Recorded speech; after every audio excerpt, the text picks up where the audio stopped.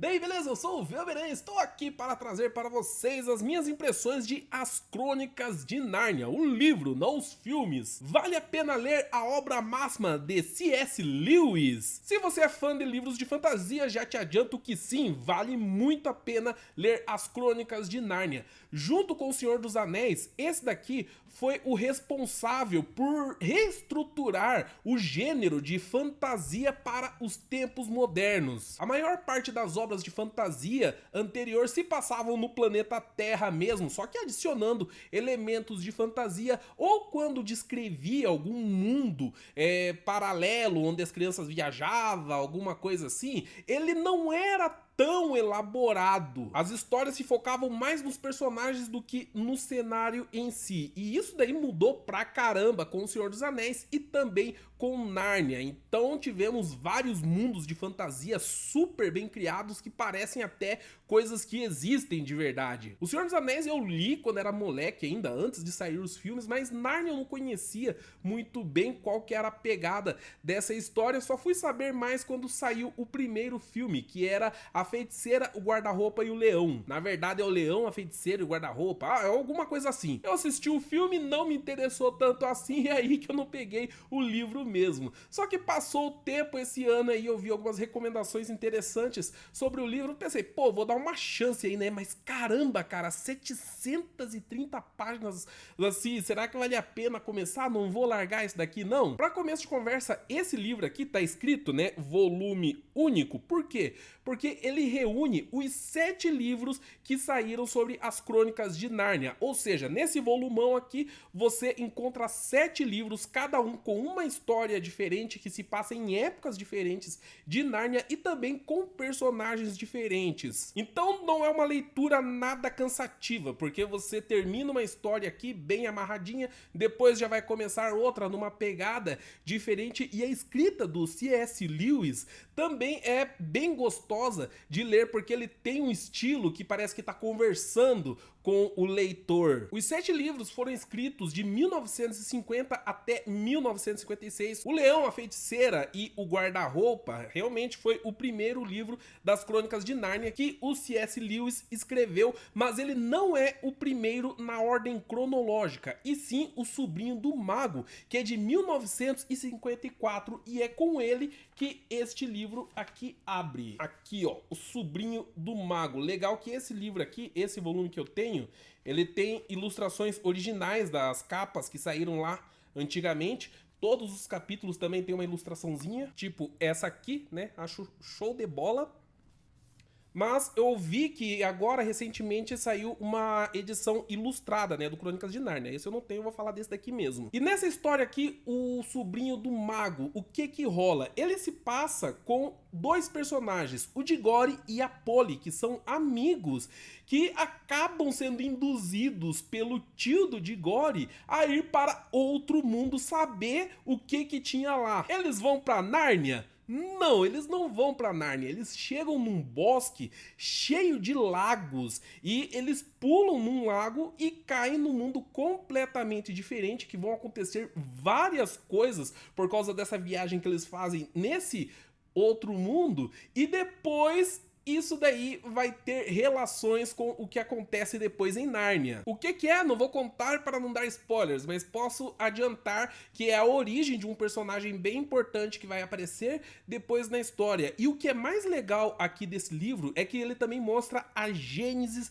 de Nárnia, como que ela foi criada, por que que tem animais que falam lá, e até mesmo por que que humanos são escolhidos como os reis de Nárnia e não os animais que são originais de lá, e até mesmo a origem do guarda-roupa do primeiro livro. E logo nesse primeiro livro que aparece nesse volume, já fica super claro quem que é o Aslan. Para quem não conhece ainda, né, a referência que tem por trás do personagem que aparece como um leão sábio e feroz que guia as crianças crianças para o lado do bem em todos os livros aqui, ele é praticamente Jesus da Terra de Nárnia. Parece meio louco quando fala assim, mas quando você lê o livro faz todo sentido e realmente C.S. Lewis confirmou essa referência. Ele era cristão bem fervoroso, ele escreveu vários livros sobre religião também e ele disse em uma certa entrevista que uma das ideias que ele teve para fazer Nárnia era explicar um pouco do cristianismo para as crianças de uma maneira mais lúdica. Então esse aqui, que é o 6º livro da ordem de lançamento, é uma prequela da origem de Nárnia e a origem de um monte de coisa, e é uma história super legal. Os personagens daqui são bem bacanas e os acontecimentos são muito loucos também. Eu fiquei doido com a ideia, né, de ter tipo um portal para vários mundos diferentes. Comecei a pensar nas possibilidades que uma história dessa podia ter e até fiquei com vontade de voltar a ler heavy metal, as revistas de quadrinho alternativo que vendiam antigamente aqui no Brasil. Fui lá e comprei uma pilha deles para ler depois de ler esse livro aqui. Então é uma história muito legal. Na sequência vamos ter O Leão, a Feiticeira e o Guarda-Roupa. Esse sim é o primeiro livro que ele escreveu e também o do primeiro filme de Crônicas de Nárnia, que eu acredito que todos vocês aí já devem ter assistido, porque foi um filme bem popular. E a história do filme, ela tá bem em cima da história do livro aqui também. Tem alguns detalhes diferentes, mas o que acontece no geral, ele segue bem a ideia original. Aqui, 4 irmãos, que são o Pedro, o Edmundo, a Susana e a Lucy, os 4 estavam fugindo da guerra e foram morar na casa de um professor, que era uma mansão enorme. Tinha um lugar lá que foi falado pra eles, ó, vocês não vão pra cá, mas eles acabaram indo por causa de algumas coisas que aconteceram. Lá tinha um armário e a Lucy entrou nele e acabou parando em Nárnia, onde conheceu um fauno, fez amizade com ele. Depois, quem foi pra Nárnia foi o Edmundo, que não encontrou o fauno, mas sim uma bruxa que conseguiu enganar ele para trair os seus irmãos. Depois, os outros irmãos vão para Nárnia para salvar Edmundo e também salvar Nárnia dessa terrível bruxa. A maior diferença que eu achei entre o livro e o filme é que no filme eles trabalham melhor com como que as crianças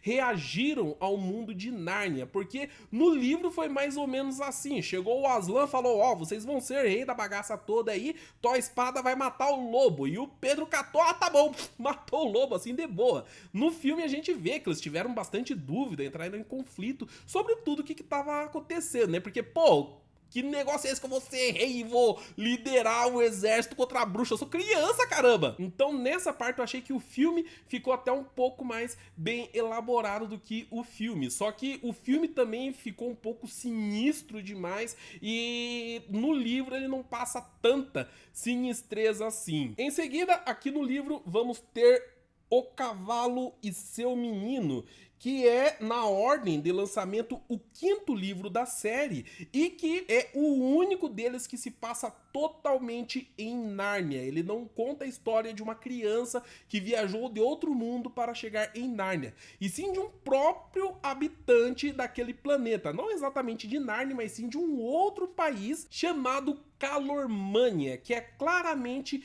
inspirado nos países do Oriente Médio. Esse menino era praticamente tratado como um escravo pelo homem que o criava, até ele conhecer um cavalo falante que vinha lá do norte das terras de Nárnia. Esse cavalo, chamado Bri, também foi escravizado por um calormano e os dois combinam de fugir e tentar chegar em Nárnia.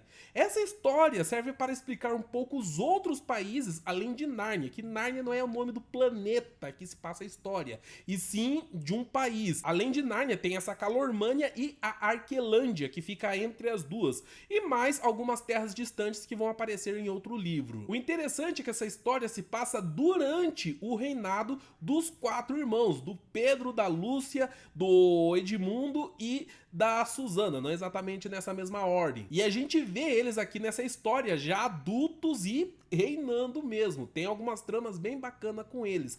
E essa história é muito da hora, porque ela toda fala sobre a relação do cavalo e o seu menino, porque o cavalo quase vira dono do menino, por isso que o nome da história é O Cavalo e o Seu Menino. E essa relação toda é o ponto alto do livro. Depois disso vem Príncipe Caspian, que foi o segundo lançado na ordem, né? E também o segundo filme lançado das Crônicas de Nárnia. Essa história se passa séculos depois do reinado dos 4 irmãos, lá no Leão, a Feiticeira e Guarda-Roupa, e também no Cavalo e Seu Menino. Aqui a gente conhece o Príncipe Caspian X, que ainda era jovem, não podia assumir o reinado de Nárnia, mesmo depois que o seu pai, que era o rei Caspian IX, morreu. Quem estava de regente lá era o seu tio. O seu tio até que cuidava mais ou menos bem do sobrinho, até que ele teve o seu próprio filho. Então ele tentou matar o Caspian para que a sua linhagem ficasse reinante em Nárnia mesmo. O Caspian fugiu e conseguiu invocar os 4 reis do passado para ajudar ele a retomar Nárnia. Nisso daí, os moleques que estavam na Terra voltaram do nada para Nárnia, séculos ou talvez milênios depois que eles foram reis lá atrás. Eu vou falar a verdade que o filme Príncipe Caspian eu achei bem meia boca, mas o livro ele até que é legal. A única coisa que eu não gostei muito é que tem várias e várias páginas descrevendo viagem no meio do mato, no meio das montanhas e tal, que é uma coisa que eu particularmente não gosto muito de ler, mas de resto a história é bacana, os personagens são legais e também tem bastante aventuras. É um dos livros que mais tem quebra-pau aqui nas Crônicas de Nárnia. No filme eles mudaram alguns acontecimentos, também adicionaram algumas coisas para dar mais ação ainda para o filme, e os personagens estavam bem diferentes do que estavam aqui no livro. Aquelas tretas que tinha entre o Caspian e o Pedro não rolavam aqui, sabe? Mas tirando isso, a história do filme e do livro ainda estavam bem emparelhados. Diferente da viagem do Peregrino da Alvorada, que é o 5º livro aqui deste volume e o 3º que foi lançado em ordem cronológica. Neste aqui a gente não tem mais o Pedro e a Susana, porque no final do Príncipe Caspian o Aslan fala que eles estão muito velhos para voltar para Nárnia. Então só foram os irmãos mais novos e também mais um personagem que era o Eustáquio, o primo dos garotos, que era todo engomadinho, chato pra caramba, egoísta, metida intelectual, muitos defeitos para um garoto desse tamanho. Quando os 3 voltam para Nárnia, eles caem no navio, o Peregrino da Alvorada, que é do rei Caspian, agora rei Caspian X, que está procurando alguns antigos aliados do seu pai que foram exilados durante a regência do seu tio. Com isso daí, eles viajam várias ilhas que tem além do mar lá de Nárnia, procurando eles, se metendo em várias aventuras. Esse livro ele tem um ritmo completamente diferente dos outros, porque ele não é bem uma única história bem contada, bem ampla, e sim várias pequenas histórias, cada uma delas se passando em uma ilha diferente, com algum personagem diferente, até eles chegarem no final, que vai fechar a história toda, vai amarrar tudo aquilo lá. Algumas dessas histórias são muito bacanas, outras nem tanto, então o ritmo do livro é bem variado, fora que ele também fala sobre viagens de navio, que não é bem um gênero que eu gosto muito de ler. Por isso, na minha opinião, esse daqui foi o livro das Crônicas de Nárnia que eu menos gostei, mas ainda tem algumas passagens bem interessantes por ele. Já o filme que saiu desse, que foi o último filme lançado sobre as Crônicas de Nárnia, foi uma completa catástrofe. Eles tentaram pegar essa história que era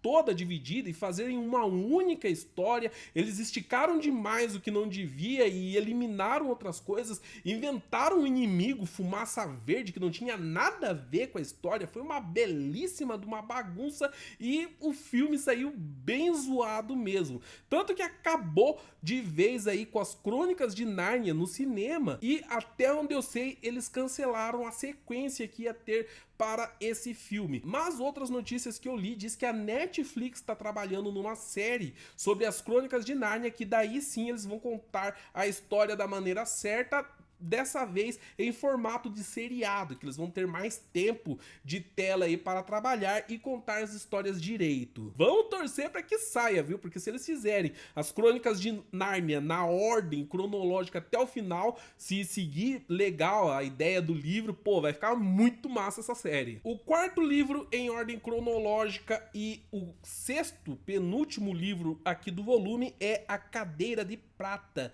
que vai se passar quando o Caspian já está idoso, já está velhinho, e a Lucy e o Edmundo já não aparecem mais neste livro. Quem vem é o Eustáquio e também uma nova amiga do colégio dele chamada Jill. Uma garota valente, mas chorona pra caramba, tem uma personalidade bem legal. Eles chegam em Nárnia quando o Caspian já estava idoso, como eu falei, mas eles descobrem que o filho do Caspian, o único filho dele, desapareceu depois que correu atrás de uma garota que ele tinha se apaixonado, que ele estava desconfiado que tinha sido pega por uma cobra. O próprio Caspian, mesmo velhinho de tudo, não aguentando nem andar direito, pegou um navio e tentou ir atrás do filho dele, mas as duas crianças, o Eustáquio e a Jill, recebem um chamado do Aslan. O Aslan passa algumas instruções para eles para guiar as crianças pelo caminho certo para encontrar o filho do Caspian. Nessa viagem, as crianças vão contar com a ajuda do Brejeiro, que é uma espécie de mistura de homem com sapo que vive nos pântanos, e esse brejeiro que aparece no livro, ele é extremamente pessimista, dá até uma agonia de ouvir o cara falando. Tudo que ele fala acaba em desastre. Mesmo assim, ele é muito sábio e se torna um personagem muito legal dentro das Crônicas de Nárnia.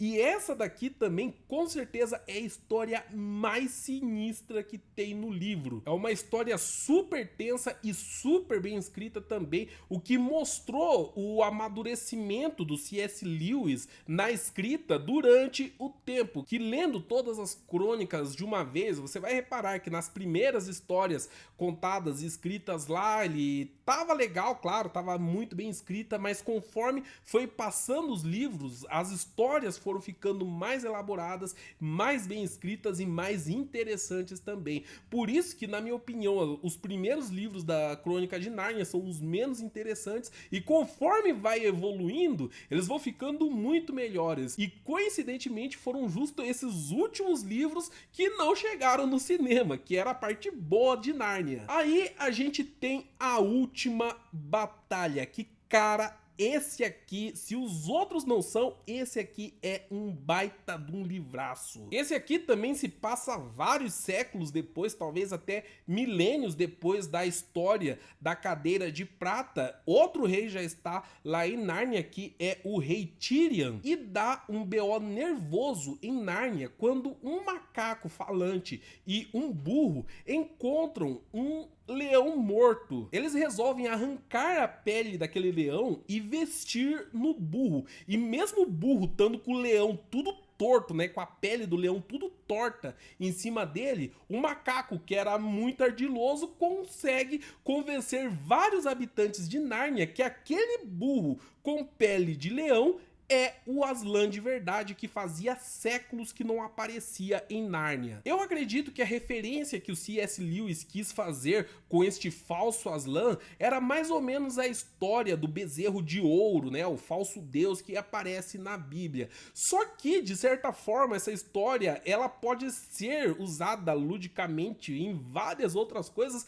inclusive em algumas partes políticas que a gente está tendo aí ultimamente. Ó, tá uma história muito moderna, sabe? E as travessuras desse burro, principalmente do macaco, acabam culminando em algumas catástrofes em Nárnia e um final assim que é de arrebentar o coração mesmo. Não dá pra falar absolutamente nada do que acontece no final sem entregar um baita de um spoiler. O que eu posso dizer é, ler todas essas 730 páginas vai valer muito a pena quando você chegar na última página dela. Só de lembrar aqui já dá vontade de encher os olhos de lágrima, mano. Mesmo eu não sendo cristão, eu sou um ateu, mas não sou aqueles ateus chato que quer que todo mundo seja ateu também. Eu me emocionei pra caramba com esse livro, eu entendi bem as referências religiosas que tem nele, misturada com fantasia, e eu achei genial o jeito que as coisas se misturaram aqui. Como tem 7 livros aqui nesse volume, no meu ranking,